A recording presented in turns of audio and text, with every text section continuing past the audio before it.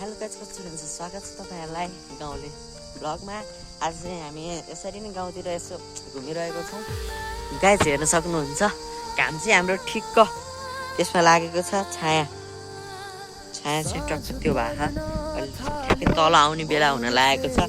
ठ्याक्कै छाया चाहिँ भन्दा ठ्याक्कै तल क्या, छाया नदेख्नु पनि हुन्छ।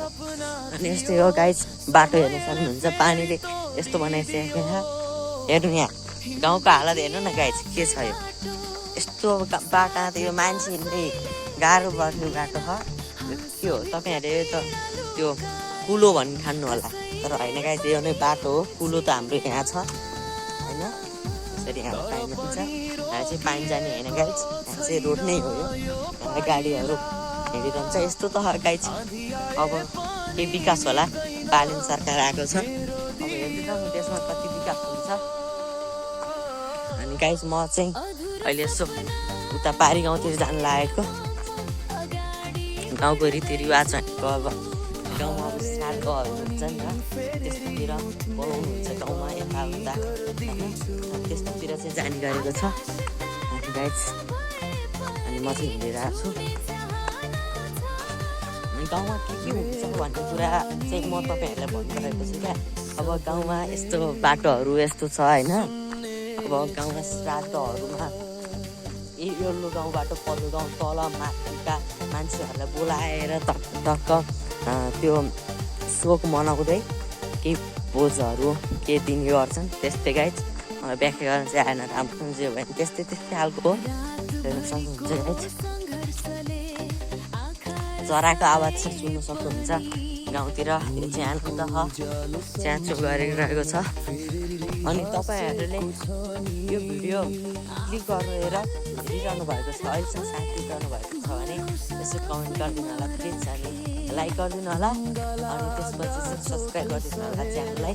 उहाँ बाघ गराइरहेको छ गाइस, त्यो भन्नु मैले हिजो पनि बाघ गराएको छु नि, आज पनि अघितिर बाघ गराएको छु। यहाँ चाहिँ जाम गाइस, यहाँ चाहिँ ढलान गएको छ गाइस। म अलिक तल पछि तपाईँहरूलाई एउटा चिज देखाउँछु है गाइस। यहाँनिर चाहिँ होइन, यहाँ ढलान बाटो छ, यहाँ यतापट्टि यो कुलो छ होइन।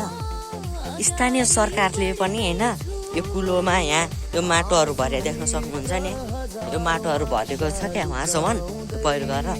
स्थानीय सरकारहरूले अलिअलि यसो केही जोडजाम गरेर यतैतिरको मान्छेहरूलाई यो खोतल हातल गर्नु लाए पनि क्या, धेरै गर्नु पर्दैन। मान्छेहरू आफै गर्न सक्दैनन् अहिले, किनभने छैन नि त स्रोत साधनहरू। अलिअलि स्थानीय सरकारले पनि यसो गरिदियो भने त, यसो जोडजाम गरिदियो भने त यहाँ गर्छ नि, हुन्छ नि। यो सबै टक्क यतातिर माटो थुप्र्याछ, यो बाटो बिग्रिन्छ, उ त्यहाँको पानी त्यहाँबाट अब आउने भयो। यहाँ अब असार साउन लाग्न लागिसक्यो, आज जेठको कति भइसक्यो होइन। अन्त असार साउनतिर त यहाँ त पुरै यहाँतिर जान्छ त गाइस।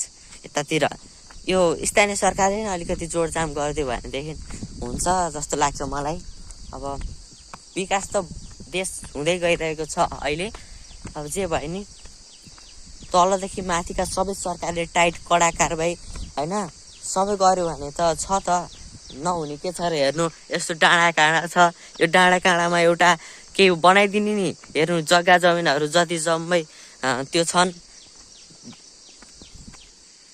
जग्गा जमिन जति जम्मै बाँझो छन्। हेर्नु यहाँ यस्तो भएको, यहाँ तल बारीहरू छ, खेतहरू छ, यसलाई पुरै पन्छाएर यहाँ एउटा केही उपलब्धि गराइदिए पनि, रोजगार खुलाइदिए हुन्थ्यो क्या स्थानीय सरकारले।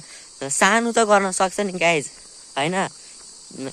सरकारले अलिकति जग्गाहरू लिएर अनि त्यसमा युवा दक्ष जनशक्तिहरूलाई केही गराइदिएदेखि त हुन्थ्यो नि त।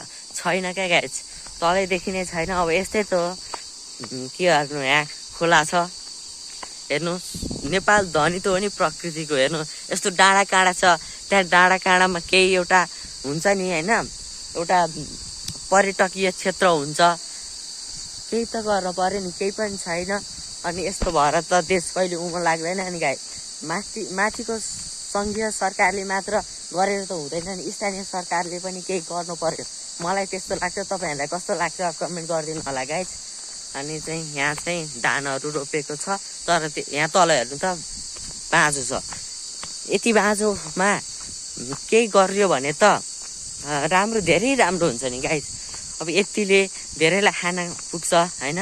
अब के हुन सक्दैन यहाँ, जे पनि हुन सक्छ।